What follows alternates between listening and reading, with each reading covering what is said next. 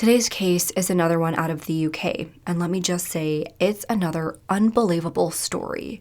A scorned ex who acted like everything was totally fine, but beneath the surface, he was seething until his rage hit a boiling point.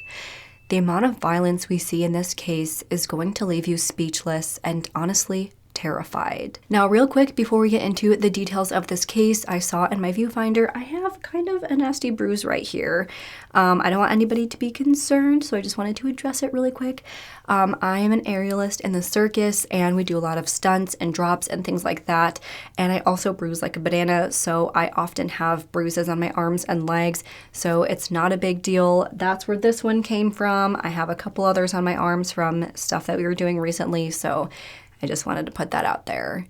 But with that being said, let's jump into the details of today's case. 61-year-old John and Carol Hunt were the parents of 3 girls. Amy, who was 31 at the time, Hannah, who was 28, and Louise Hunt, the youngest girl, aged 25 years old. The family lived together in Bushey, Hertfordshire, England. John is a well-known BBC horse racing commentator. Meanwhile, according to John, his 3 daughters had grown into successful, motivated adults. They all worked hard to achieve their goals and always made their parents so very proud. Hannah was known as a kind, loving person. At the time, she was dating her boyfriend, Alex Klein. According to Alex, Hannah was a supportive, rational, and understanding person. The two were working towards their future together, excitingly looking forward to what was to come. Her sister Louise had her own dog grooming business that she ran out of the backyard of the family home. Back in December of 2022, Louise met Kyle Clifford on a dating app, and soon after, the two began a relationship. Just a bit about Kyle. He is the 3rd of 4 siblings, born in Enfield, North London. It was said that Kyle had a pretty normal childhood for the most part. He was reserved and respectful, but his older brother Bradley was known as a troublemaker. Bradley had always had issues with authority, being disrespectful to his parents, grandparents, and every other adult in his life. So it was no surprise when he got into a lot of trouble in May of 2018. Then 24-year-old Bradley was driving his brand new Ford Mustang when 2 individuals driving a moped allegedly threw a bottle at his car. In response, Bradley mowed them down, hitting the moped from behind, which threw them both flying off of the moped and into the street. As one of the riders, 18-year-old Soban Khan, lay dying on the street, Bradley got out of his car, got on top of him, and started beating him further, ultimately killing him. This incident also seriously injured the other driver, 19-year-old Joshua Francis. After this whole ordeal, Bradley was charged with murder and attempting to inflict grievous bodily harm and was sentenced to life in prison. This was obviously a huge blow to the family and community around them. But even with Bradley's conviction, those who knew them said that this behavior isn't surprising coming from Bradley.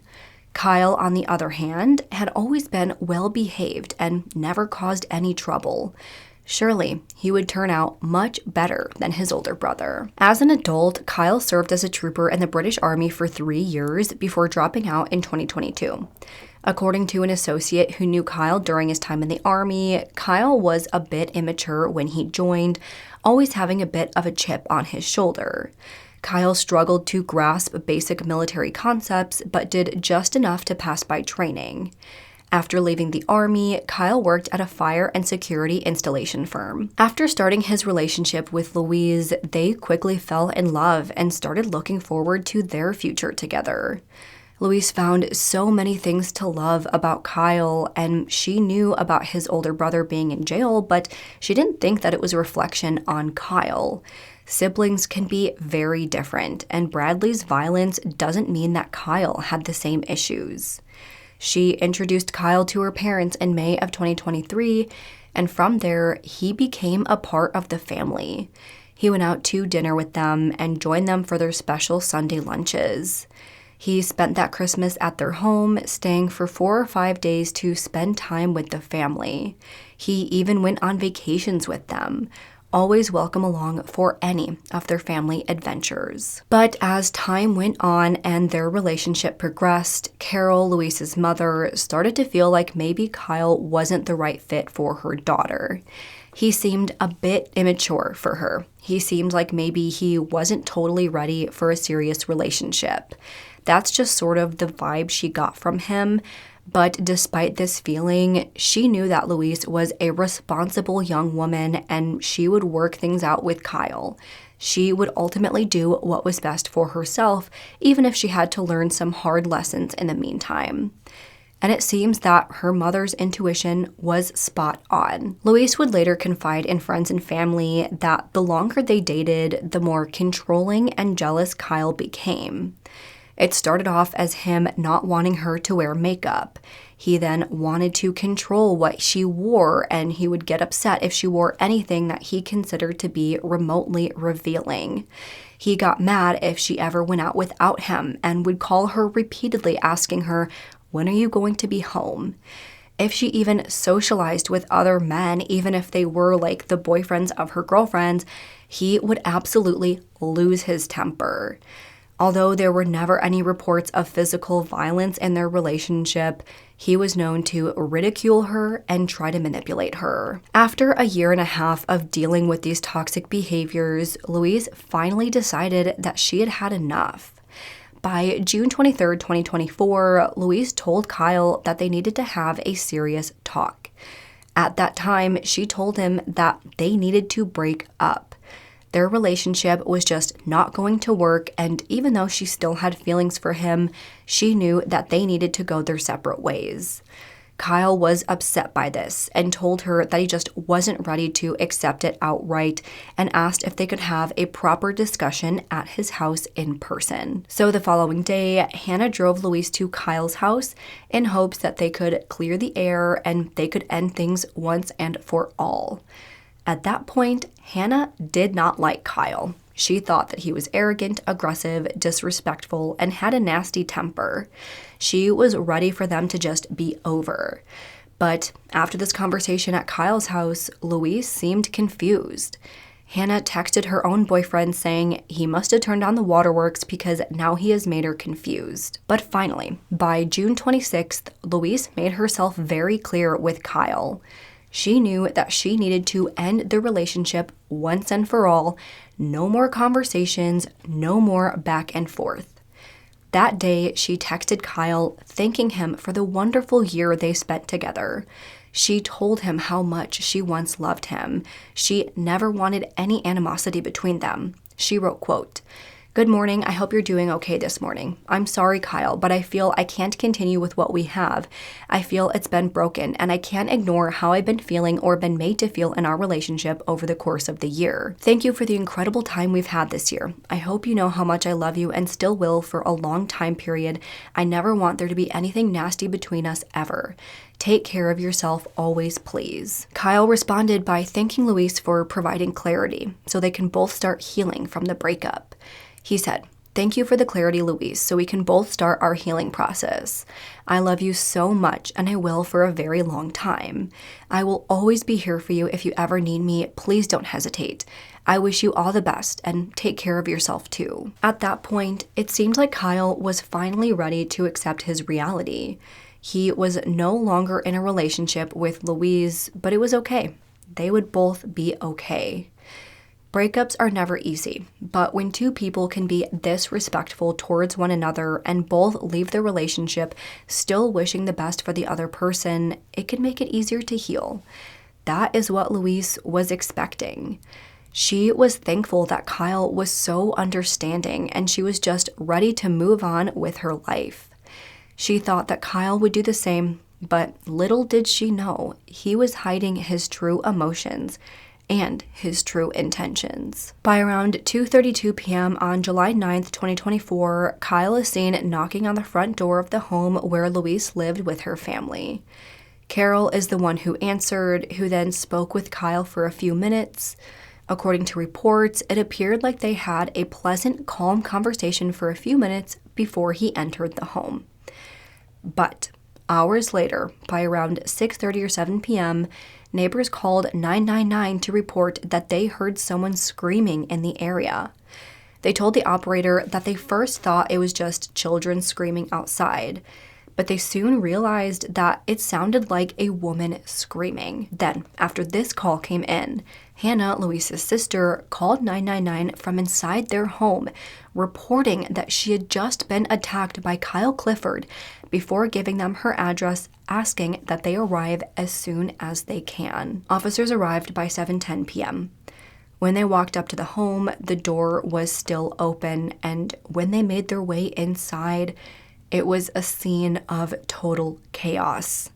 They first found Hannah, who was still alive, but she had just been shot in the chest with a crossbow. As they made their way further into the home, they then found Carol and Louise in the next room over, who were both unfortunately dead at the scene.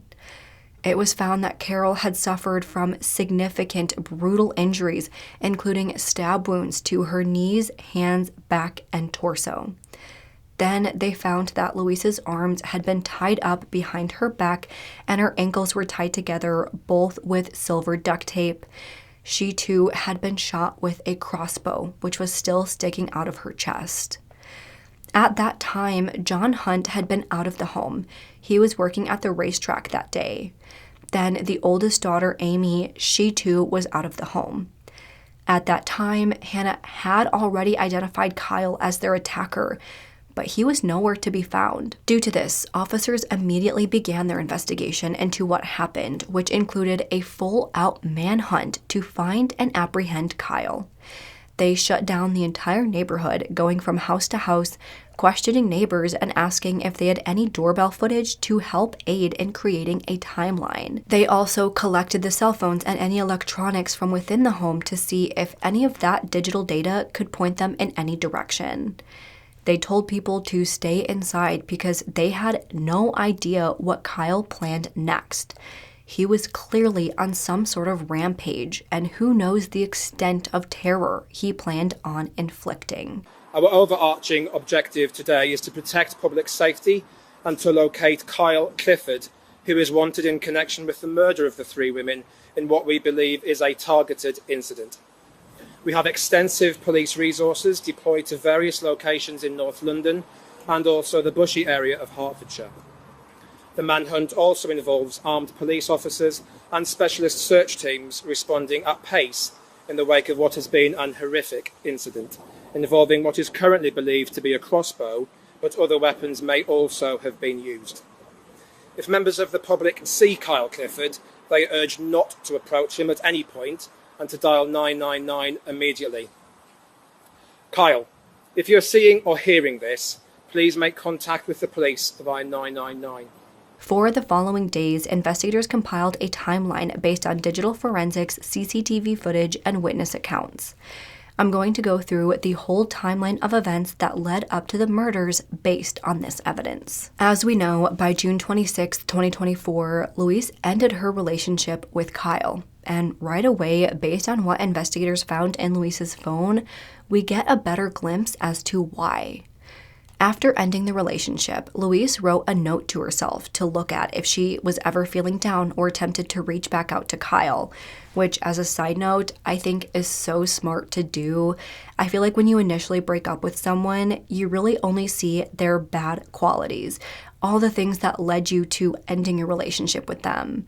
But as time passes, you start to miss that person, and all of a sudden, the good qualities are what stand out, and you might start to forget why you broke up with them to begin with. So having a reminder like this seems like a very smart move. Either way, Louise wrote in this note, "When you're sad, look, his brother is in prison. He still sees him every other week and never said what he did was horrendous. His family is a mess. Racist comments, says he doesn't like transgenders, road rage, belittling language, and says he has a higher IQ than all my family. Would tell me all the violent acts his brother and dad would do, and when I went to their house, he would find it amusing." So right there, we already see that Kyle had some violent and inappropriate tendencies that scared Louise. When she ended things, Kyle seemed to take it okay. He responded very maturely, which was a pleasant surprise for Louise, but as we know, that was all an act. Just 2 days after the breakup, by June 28th, Kyle was seen on CCTV footage buying 30 meters of rope from a tool station in Enfield. The following day, he makes various internet searches relating to crossbows and visits different websites where they can be purchased.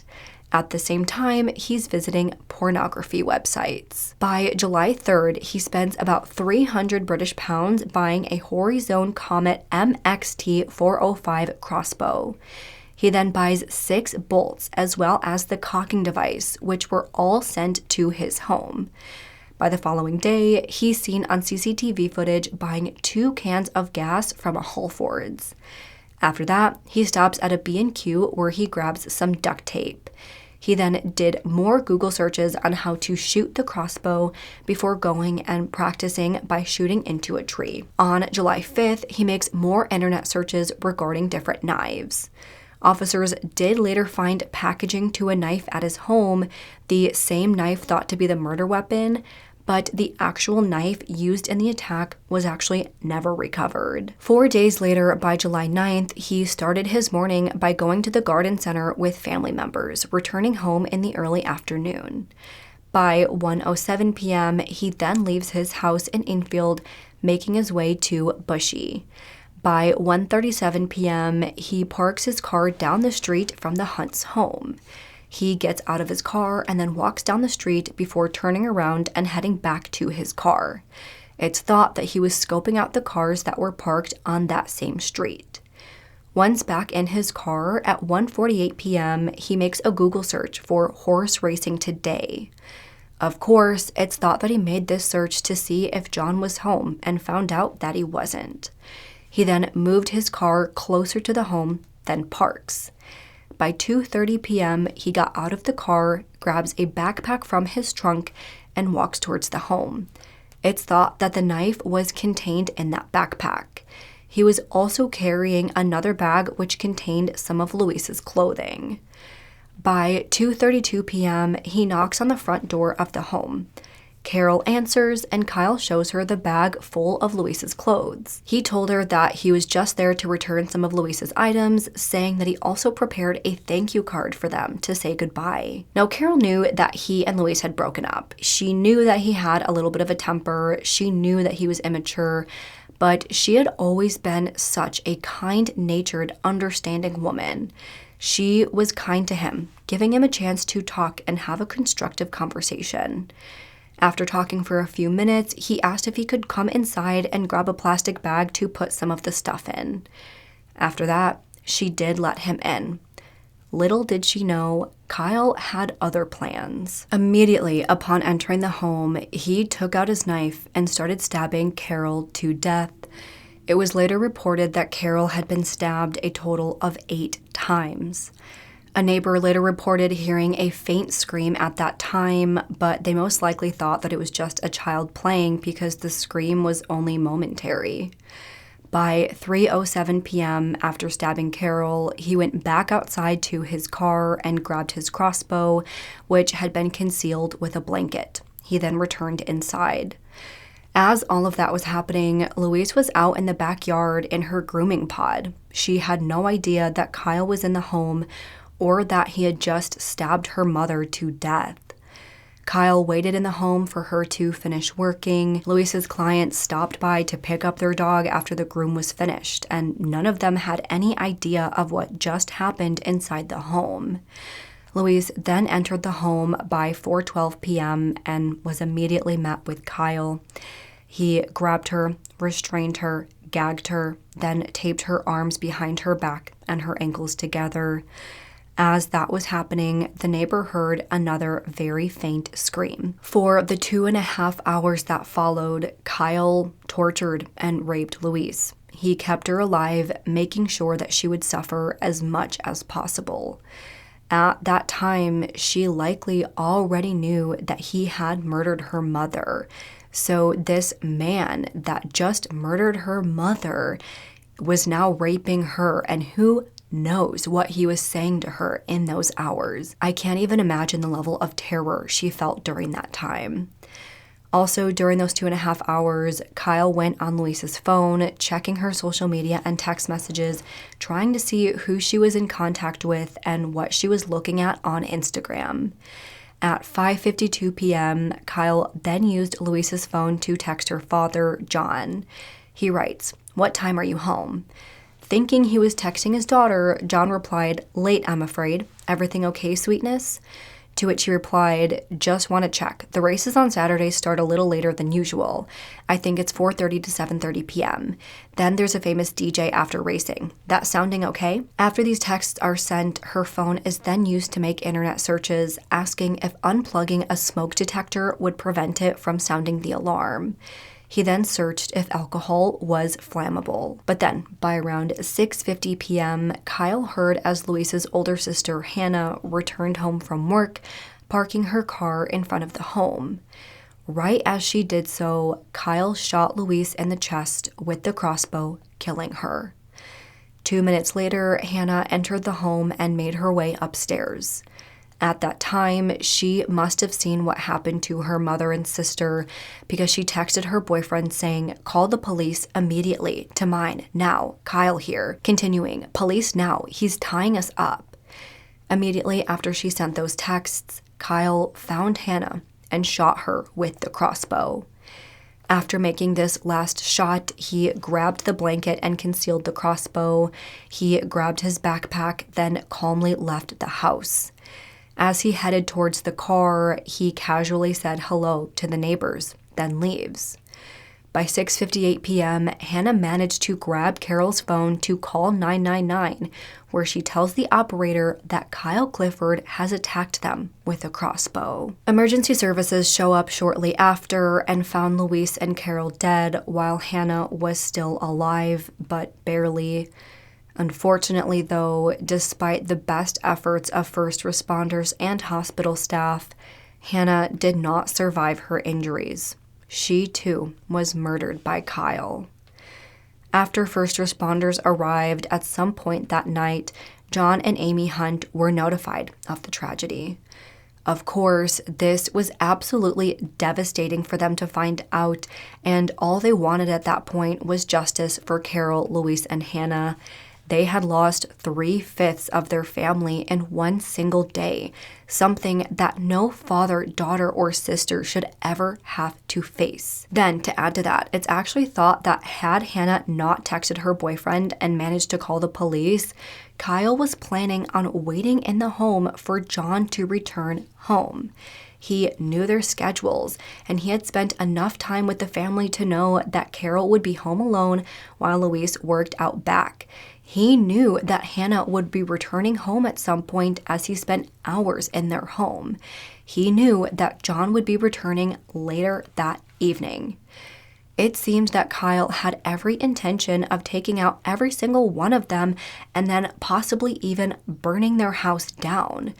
But due to Hannah's incredible strength and willpower, she managed to get to the phone and dial for help before her father could return home.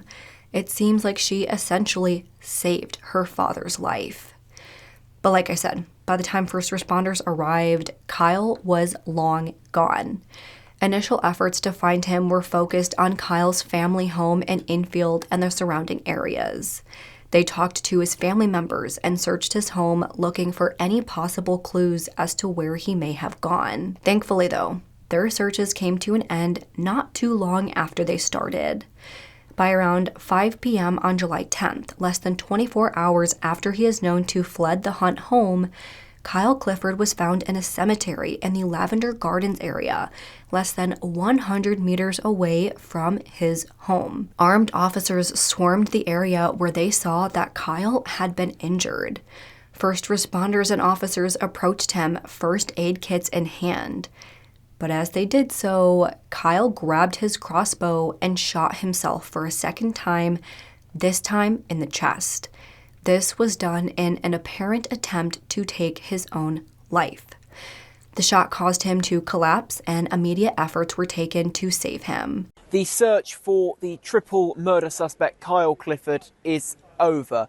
Mr. Clifford was detained this evening inside Lavender Hill Cemetery here in Enfield and North London. Hertfordshire police say that no shots were fired during the hunt. They spent around 2 hours inside this cemetery earlier, and around 5 to 5 today an ambulance came out with its lights flashing and sirens blaring, thought to have the suspect on board, and he was taken to a local hospital where he is being treated for his injuries. Footage taken from a news helicopter above the scene showed the man being stretchered to a land ambulance. His injuries thought to be severe, thought to be something along the lines of head trauma. In fact, in the footage, the actual area of his body was blurred. It comes after Carol Hunt, who is 61, the wife of the BBC racing commentator John Hunt, and their two daughters, Louise, who's 25, and Hannah, who was 28, were found dead inside their home in Bushey in Hertfordshire, around 45 minutes away from the scene of the hunt, where the hunt really zeroed in this afternoon. They were found last night. Police launched an overnight manhunt to try and track down the suspect, and that manhunt has come to an end here at around 4:30 today, where police have intercepted and detained Kyle Clifford. He was brought to the hospital where it was discovered that he had transected his spinal cord, causing him to be paralyzed from the chest down. Of course, the extent of his injuries meant that he was in the hospital for quite some time, all while having 24/7 round-the-clock police guards. At the hospital, as he received treatment, officers tried questioning him, but he would not answer any questions. He also showed no emotion when asked questions about Louise or her family. The only time he showed any emotion was when he was asked questions relating to himself. Officers would later go on to say that Kyle was very self-pitying in those moments. He was unable to recognize the impact he had had on the victims or their family. He only felt sorry for himself, not for anybody else or the pain that he caused. As he received treatment in the hospital, officers were able to take a look at his cell phone and get more information about what happened and why. There, they found out that Kyle had been actively texting, dating, and sleeping with multiple other women while he was in a relationship with Louise. So even though he was the one cheating, even though he was the one seeing other women, he still couldn't let go of this relationship with Louise. Then in his phone, investigators also found notes that Kyle wrote to himself and family members, all of which were also dripping in self-pity. They spoke on his intention to take his own life, all because he couldn't accept that his relationship with Louise was ending. The first note was written on June 26, the same day that Louise ended the relationship for good. The last edit to these notes were made on July 7th, just 2 days before he carried out the murders and days after he had already started planning. The first note to family read, quote, "Please don't think of this as me throwing my life away. I have lived and I am grateful for everything and everyone that has been a part of it. It is now my time to leave and be at peace, as this is what I ultimately want. I know you will all have so many questions and wish you could have done something to prevent this.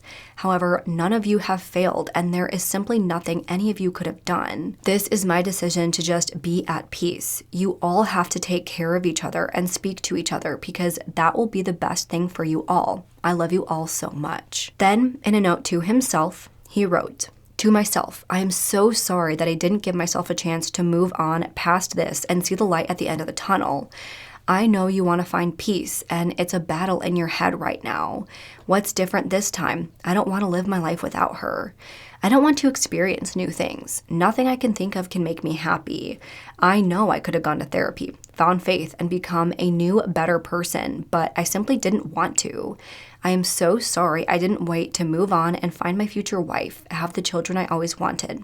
I'm sorry, Kyle." Kyle remained in the hospital for the following 2 months before he was finally released into police custody in September. By September 16th, he had his first official interview with police. They informed him that he was being arrested for 3 murders. They confirmed that for the 11 days after Louise sent that text to officially break things off, he started meticulously planning their murders. He purchased various items to restrain his victims. He did research on how to use these items and then purchased the items that he would use as murder weapons. He showed up to the home on July 9th, fully prepared and ready to carry out his murderous plot. The investigators then read the notes they found on his phone, which I just discussed. They told Kyle that all the notes are very self-pitying. The only apologies he wrote are to himself and his own family, none to the victims of his crimes, not to the family who has to live with what he has done.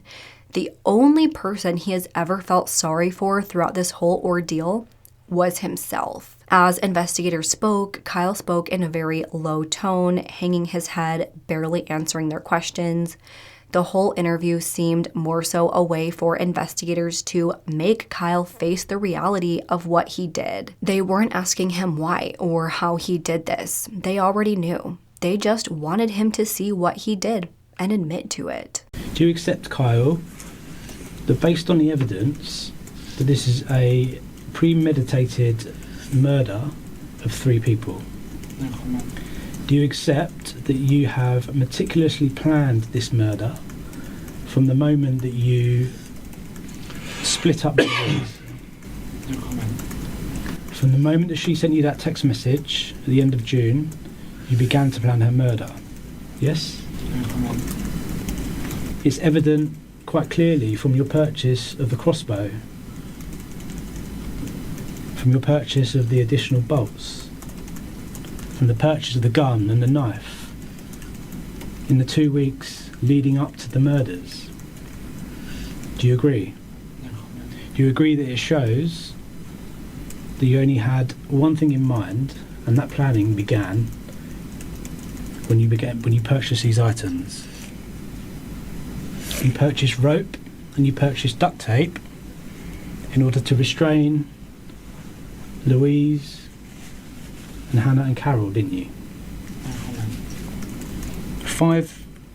5-6 days before this happened, you make these significant purchases that really only have one plausible explanation, didn't you? No comment. The only plausible explanation is that they were purchased in order for you to carry out these murders. Do you agree? No comment. You got to the address and you came well prepared. You came prepared with Louise's belongings, didn't you? No comment. Louise's belongings were your ticket into that address. Yes? No comment. You deceived your way into that address at the front door with Carol, pretending that you were having a civil and friendly conversation and returning Louise's property, and you'd even written out a thank you card. Yes?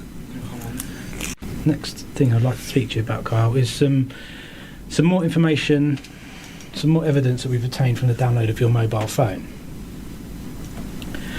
So on the mobile phone, in the notes section, there is a note which is titled Last Letter, and it's written to different family members, has individual paragraphs addressed to each individual family member.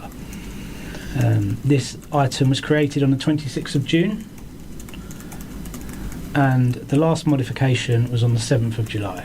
The opening part of the note reads as such: "Please don't think of this as me throwing my life away. I have lived, and I am grateful for everything and everyone that has been a part of it. It is now my time to leave and be at peace, as this is what I ultimately want. I know you will all have so many questions and wish you could have done something different to prevent this. However, none of you have failed, and there is simply nothing any of you could have done. This is my decision to just be at peace. You all have to take care of each other and speak to each other, as that will be the best thing for you all. I love you all so much." You okay, Carl, to carry on? When you wrote that note, had you already planned the murders of Louise, Carol and Hannah? So I'm interested in the words "prevent this." So tell me what you mean by "prevent this." No comment. Do you mean the murders of Carol, Hannah and Louise? No comment. The next note is addressed to myself. I don't want to live my life without her. I don't want to experience new things. Nothing I can think of can make me happy. I know I could have gone to therapy, found faith, and become a new, better person, but I just simply don't want to. I'm so sorry I didn't wait to move on and find my future wife, have the children I always wanted. What do you mean by that? No comment. Explain to me why you decided to deprive Hannah and Louise of that privilege. No comment. What gave you the right to do that? No comment. What gave you the right to deprive Carol of seeing her future grandchildren? No comment. It's a very self-centred note and doesn't take into account anybody else. Do you agree with that? No comment. There's no apology to the Hunt family, is there? No comment. The only apology is to yourself. Do you feel that these are quite self-centred words? No comment. Why didn't you seek help, Kyle? No comment. You couldn't be bothered, is what the letter suggests. Am I wrong? No comment. You don't want to live your life without her. Explain that. No comment. But of course, you sit here in front of us and she's dead. Tell me how this has happened. No comment. Is your intention to make people feel sorry for you writing these letters? No comment. Look at your behaviour. Look how calmly and nonchalantly you walk away from that house. You've just killed 3 people and you stroll away like you're going down the shops. It wasn't a crime of passion. It wasn't a loss of control. You didn't go to the address and all of a sudden form this intent to kill Carol, kill Louise, kill Hannah. You'd gone there with that sole intention in mind. You went there, the CCTV footage shows throughout that you are cool, you are calm, you're collected, you're considered. There is nothing about that which suggests that you've gone there for anything else than to kill almost an entire family. I'm right in what I'm saying, aren't I, Kyle? No comment. Please correct me if I am completely wrong. By that point, he was officially charged with 3 counts of murder, 1 count of rape, false imprisonment, and 2 counts of possession of deadly weapons. He initially pleaded not guilty to all of his charges, but by January 22nd, 2025, he changed his plea to guilty for the 3 murder charges, false imprisonment, and weapons charges, but he pleaded not guilty to the rape. So, by March 3rd, 2025, he went on trial for the charge of rape. The prosecution argued that Kyle was upset that Louise ended their relationship, not because he loved her, not because he truly envisioned this bright future with her, but because he is a selfish, self-pitying narcissist who couldn't face the rejection. Not only was he pissed at Louise, but he knew that her family played a role in the breakup. None of them liked him, and they all advised her to end things. He couldn't allow her to control the narrative. He couldn't allow her to live her life knowing that he was in pain. So he took control. He formulated a meticulous plot for revenge. He knew their schedules. He knew where they would all be. He first stabbed Carol because a knife was a lot easier to conceal and bring inside than his crossbow. He knew that Carol was the only one in the home, and even though Louise was in the backyard, she's grooming a dog. It's obviously going to be loud. The dog might be barking. There's going to be the sound of water when she's giving him a bath, and there's going to be the sound of the cutters going. So he wasn't worried about the amount of noise that Carol would make. Once she was out of the way, he then went and grabbed his crossbow from the car. Once Louise was in the house, he immediately confronted her and grabbed her and raped her. He wanted her to suffer. He wanted her to feel his control over her. He raped her because he needed to exert this control. He kept her alive because she needed to know that he took her mom away from her and was going to take away everyone else who caused all of this pain he felt. Then when Hannah got home, he ended Louise's life and went after her. The only reason he left was because Hannah managed to call the authorities.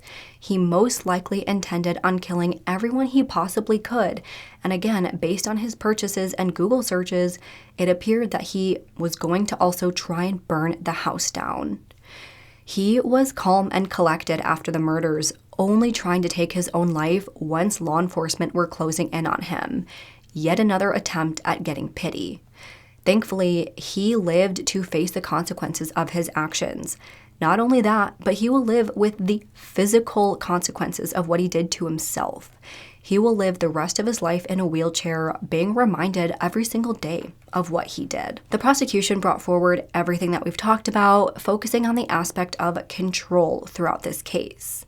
Of course, the defense claimed that he didn't rape her, that any sign of sexual contact on her body was from their previous consensual sexual relations, which took place on June 23rd. After hearing arguments from both sides, the jury was sent for deliberations. It took them only 45 minutes to come back with their verdict, finding him guilty on the charge of rape. At his sentencing hearing, both John and Amy spoke about just how badly this whole tragedy has affected them. He demolished over half of their family, taking away so very much away from them. They spoke on Carol's compassionate nature. They spoke on how strong Louise and Hannah were. Louise bravely ended her relationship with him after being alarmed from his controlling behaviors. She wouldn't stand for it. Hannah showed her strength when she managed to call the police and text her boyfriend, even after she was shot with a crossbow, making the investigation into their deaths easier for investigators and bringing this case to a close much quicker. They also spoke on his character, how all they ever did was welcome him into their family. They showed him kindness, compassion, and love, even up until the moment in which he took Carol's life. He never deserved Louise or to be a part of their family. They knew his true character, and even when he proved himself to be this aggressive, toxic, abusive partner, Louise continued to show him grace and kindness. Yet all he did was feel sorry for himself.